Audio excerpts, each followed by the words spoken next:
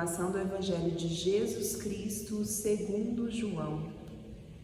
Ao anoitecer daquele dia, o primeiro da semana, estando fechadas por medo dos judeus as portas do lugar onde os discípulos se encontravam, Jesus entrou e, pondo-se no meio deles, disse: "A paz esteja convosco." Depois dessas palavras, mostrou-lhes as mãos e o lado. Então os discípulos se alegraram por verem o Senhor. Novamente Jesus disse: "A paz esteja convosco. Como o Pai me enviou, eu também vos envio."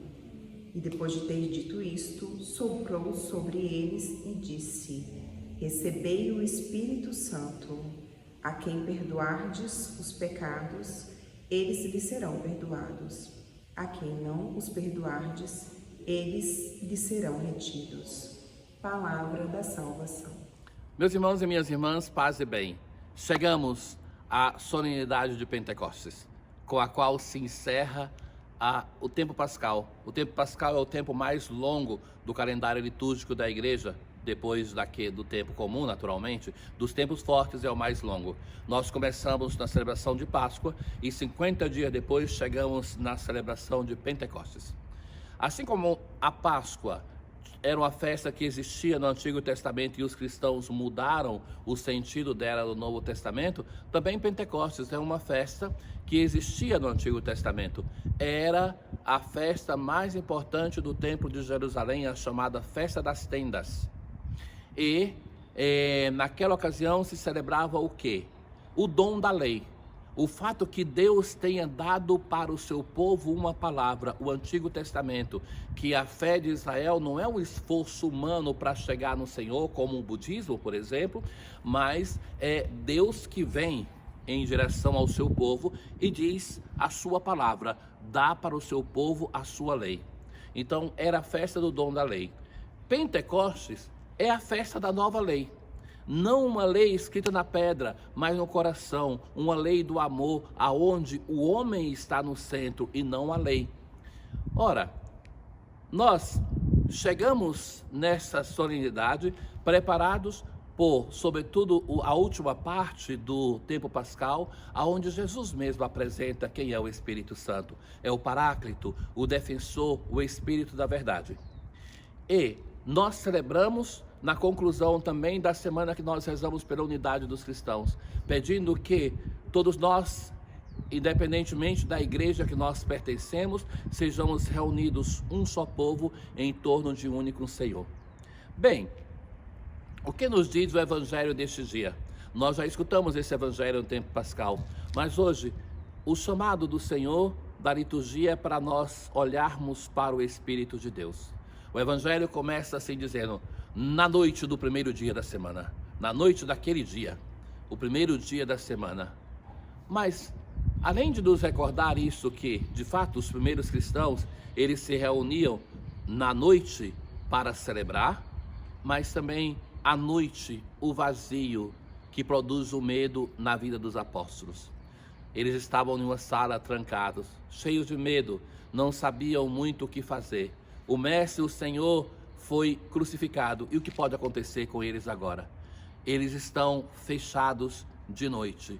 A noite que é o símbolo de quando nós não temos mais as nossas certezas, quando nós não temos alegria, não temos força, nos envolvemos na escuridão da nossa existência.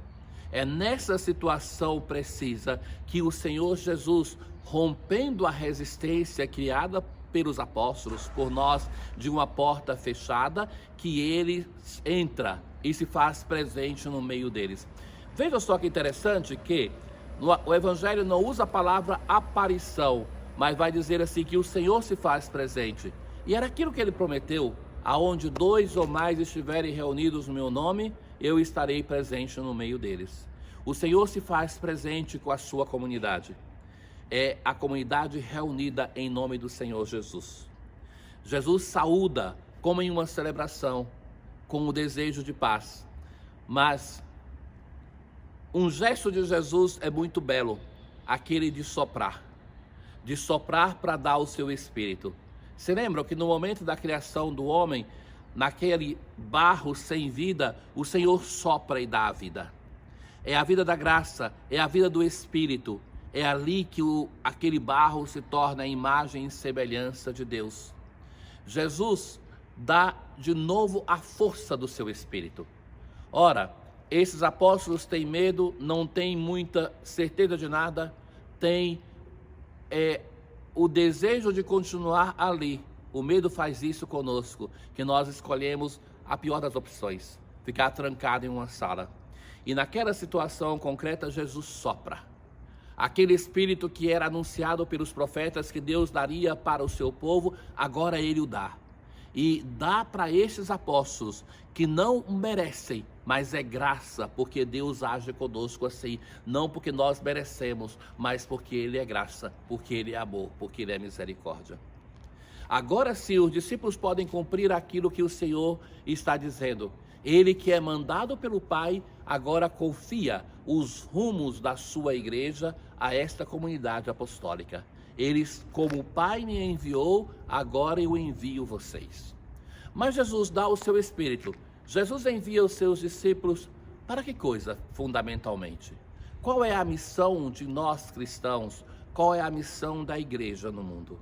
É aquela de produzir a paz através do perdão. Jesus dá o seu Espírito e envia os discípulos para perdoar. A quem vocês perdoarem, serão perdoados. A quem vocês não perdoarem, não serão perdoados. Claro que nós aplicamos isso ao sacramento da reconciliação, mas o sacramento da confissão não é a única forma de perdão, no sentido que o dever de perdoar não cabe somente ao ministro do sacramento, mas que todos nós cristãos, todos nós que cremos no Senhor Jesus, devemos estar sempre em uma corrente de perdão, pois só assim o reino de Deus vive em meio a nós. Só assim a ação do Espírito de Deus se faz presente na sua comunidade. O sacramento da reconciliação é o local por excelência desse perdão, que nós somos chamados a recorrer a ele para ter o perdão do Senhor. Mas todos nós somos enviados e o Espírito age em nós para que nós possamos perdoar. Mas parece que se deixa uma opção ao ministro ou a nós perdoar ou não perdoar.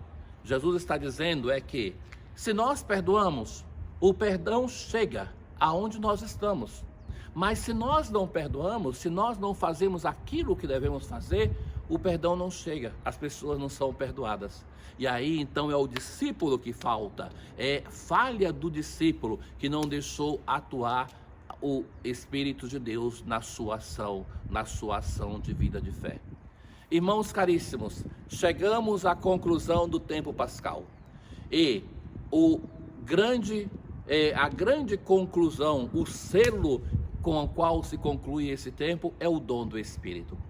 Pentecostes nos recorda que nós já recebemos esse Espírito dos sacramentos da iniciação, mas quando nós suplicamos de novo o Espírito de Deus, é porque nós pedimos ao Senhor para que nós possamos abrir o nosso coração, a nossa vida, para que esse Espírito de Deus possa atuar na nossa história.